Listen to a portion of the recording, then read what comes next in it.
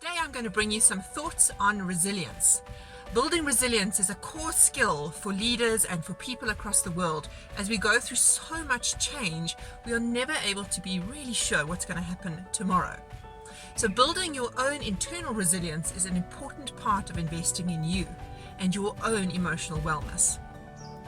The first part of building resilience I want to focus on is to create a safety net.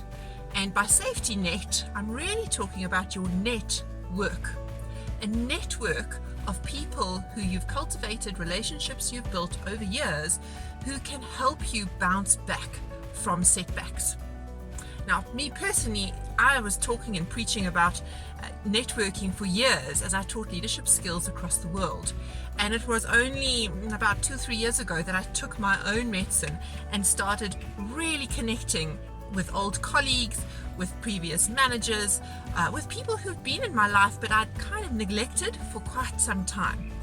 And when change hit me personally, I cannot begin to tell you how important that network turned out to be in helping me bounce back from that setback and take advantage of what the world had to offer me. So look at the number of people that you have in your network. Most people struggle to get more than about 12 people in their network. So 12 to 28 is about the average. And then once you've written down the names of the people, I'd like you to look at the diversity of your network.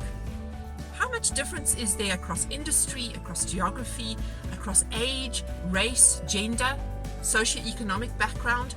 Is there diversity, or do you have a homogeneous group of people who make up your network?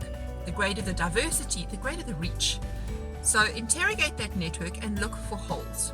Maybe there's an opportunity for you to be building a network beyond your core at the moment.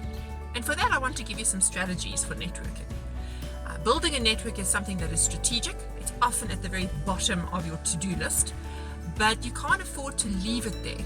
It lives there with health and some of the other things you like to neglect. Looking at your financial wellness for the future might also be on your to-do list, but you tend to neglect it and put it off for tomorrow because it's a little uncomfortable. But often these uncomfortable things is where you really need to put your focus. So getting out there and getting active is very important. First of all, of course, is to update and keep your LinkedIn profile very current. Good pictures, good statements of what you're doing, and to keep being social on that social platform, particularly when you are people in the working world.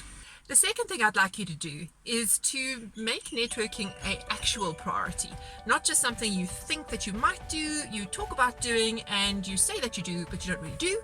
It is actually getting out there and doing something. Maybe it's attending an event, maybe it's going to a conference, and the challenge is to go alone. Because if you go with somebody else, they're just your bosom buddy and your crutch, and you spend the rest of the evening or the afternoon or the morning talking to the person you already know, and then you think, well, that was a total waste of time, which of course it was, because you spent an enormous amount of time, money, and even effort learning no new names, no new contacts. So actually getting out there and networking is important, and I'd like to leave you with some thoughts on how to do that more effectively. First off, you need to have an exit strategy. So you can get caught into conversations which have no end, and you need an exit strategy. So some of the ways to get out of an exit, to leave gracefully, is to always have something in your hand, be it a plate of eats, or it's a glass of wine, or it's a cup of coffee, something that gives you a reason to leave. So, wow, I see my glass is empty, best I go get a refill, or golly, I need to put this cup down somewhere, and you actually leave the interaction that you find yourself in more gracefully. The other way to get out is, of course, never to get in. So before you join in conversations, listen in a little bit before you can go, I like what they're talking about, or I can add value here. Sometimes you get caught in a thing about Bitcoin and you're like, what on earth? I don't know anything about Bitcoin and I'm not interested in it. And then you're stuck in a group of 4 or 5 people talking about Bitcoin, and you stand there with a mouthful of teeth, and that's what makes it awkward. So don't join a conversation unless you can feel like you can add value. And then if you are in a conversation which you've made an effort to get into, actually do speak up. Speaking up, sharing your voice, sharing your opinions and thoughts is what attracts people to you. And at at these events, mostly they're there because people are wanting to network. So don't be shy about asking or giving your contact details out, and particularly asking for others' contact details. The reason that puts you in the power seat is because then you have the power to follow up with them afterwards and invite them for another coffee, or to explore opportunities, or to just because you like them, go and have a drink. So having some strategies to get in and strategies to get out makes networking a lot less scary.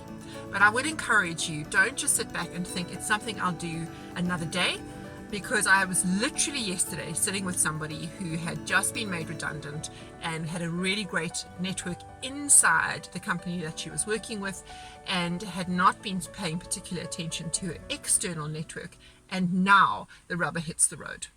So start investing in your resilience so that your network can catch you if and when change hits you in any shape or form.